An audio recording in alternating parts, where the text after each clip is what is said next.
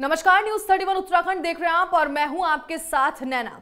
रामनगर तहसील मुख्यालय से 32 किलोमीटर दूरी पर स्थित रामपुर टोंगिया गांव के लोगों की परेशानियों को कोई सुनने वाला नहीं है। बता दें कि रामपुर टोंगिया में ही जन्मे 77 वर्षीय हरिराम पुराने दिनों को याद करते हुए कहते हैं कि खेती के लिए हल की लकड़ी से लेकर जरूरत की हर एक चीज अंग्रेज यहाँ थे तो हमारे पूर्वजों को मुहैया कराते थे और उस जमाने में वन्य जीवों का आतंक भी नहीं था, जिंदगी खुशहाल थी। लेकिन आज आजाद भारत में भी जिंदगी की दुर्दशा हो गई है और वन्य जीवों का आतंक तो हर रोज ही झेलना पड़ता है। अभी भी जंगल से बाहर निकलकर हाथी गांव में रोज आकर नुकसान पहुंचा रहे हैं।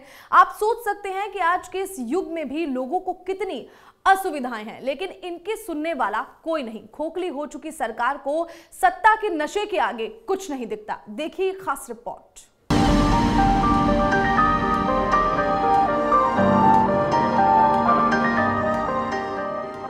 बता दें कि ये गांव वाले अपने गांव का प्रधान तक नहीं चुन पाते हैं। रामपुर टोंगिया गांव को पहले साल 1952 में पाटकोट ग्राम सभा का हिस्सा बनाया गया था, लेकिन साल 1995 में नामालूम वजहों से रामपुर टोंगिया पाटकोट ग्राम सभा का हिस्सा नहीं रहा। ऐसी सूरत में जब गांव का प्रधान और पंचायत प्रतिनिधि ही नहीं है तो पंचायती राज के तहत मिलने वाली सुविधाओं की तो बात करना भी बेमानी होगी। वहीं यहाँ के चिकित्सा के बारे में उत्तराखंड परिवर्तन पार्टी से जुड़े युवा प्रमोद कुमार ने बताया कि निकटतम प्राथमिक चिकित्सा केंद्र यहाँ से 6 किलोमीटर दूर है और दुर्गम रास्ता पार करने के बाद हम वहाँ पहुँच पाते हैं। इसके बाद 12 किलोमीटर दूर कोटाबाग या फिर 32 किलोमीटर की दूरी पर रामनगर का अस्पताल है, जहाँ हमें इलाज के लिए जाना पड़ता है और गर्भवती महिलाओं या बुजुर्गों की तबीयत खराब होने की स्थिति में उन्हें पीठ में या कंडी में बिठाकर पाटकोट पहुँचाना पड़ता है। यहाँ भी अमूमन चिकित्सक न होने के कारण कोई राहत नहीं मिलती। वहाँ भी इलाज मिला तो मिला, अन्यथा निजी चिकित्सालयों में धक्के खाना उनकी अब नियति हो चुकी है।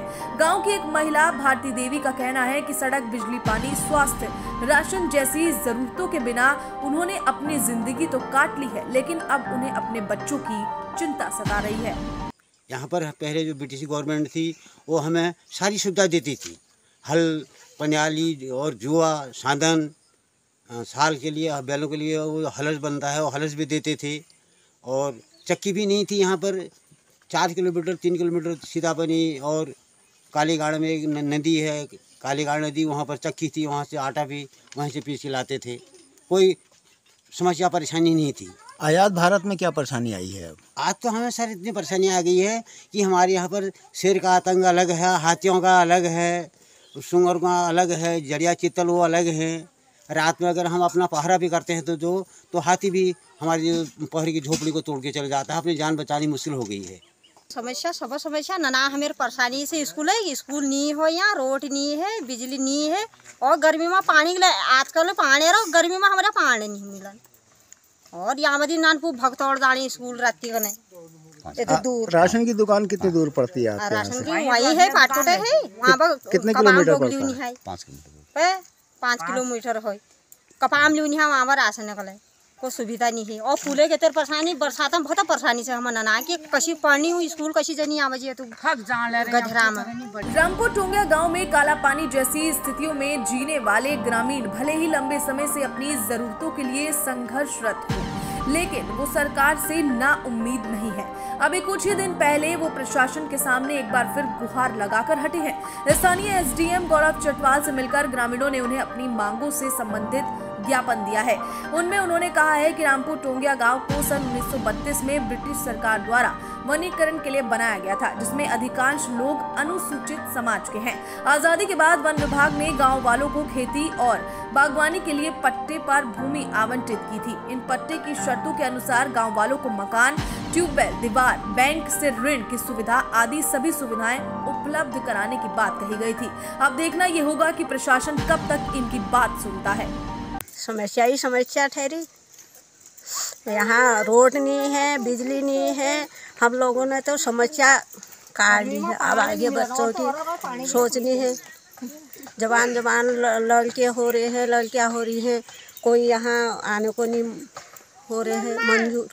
सर यहाँ पे स्वास्थ्य जो है, यहाँ पे स्वास्थ्य सेवाएं जो है यहाँ पर बहुत ही ख़राब हैं।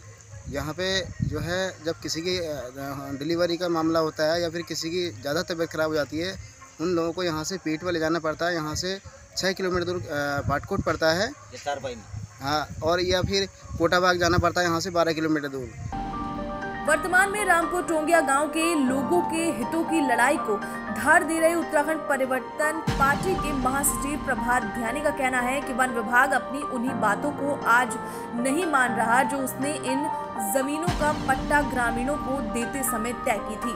सारी बातों का पट्टों में उल्लेख होने के कारण उन्होंने प्रशासन से ग्रामीणों के साथ इंसाफ किए जाने की गुहार लगाई है। फिलहाल प्रशासन का रुख थोड़ा बहुत सकारात्मक दिख रहा है, लेकिन प्रशासन इनमें हीला हवाली करेगा तो ग्रामीणों को इंसाफ दिलाने जाने के लिए वो सड़क से लेकर कोर्ट तक अपनी लड़ाई को ले जाने को मजबूर होंगे। रामपुर टोंगिया गांव जो है ये ब्रिटिश सरकार ने बसाया था इसको आज़ादी से पहले, और आज़ादी के बाद जो वहाँ पर बनगा रामपुर टोंगिया गांव है, वहाँ के लोगों को पट्टे दिए गए थे खेती के लिए, बागवानी के लिए।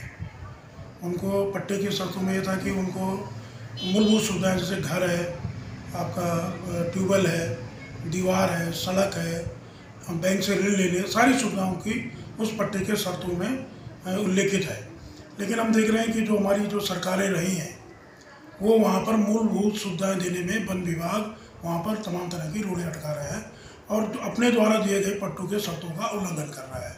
तो इसको लेकर के हम लोग वो SDM से मिले, गौरव चटवाल जी से, उनका बहुत सकारात्मक वो रहा है।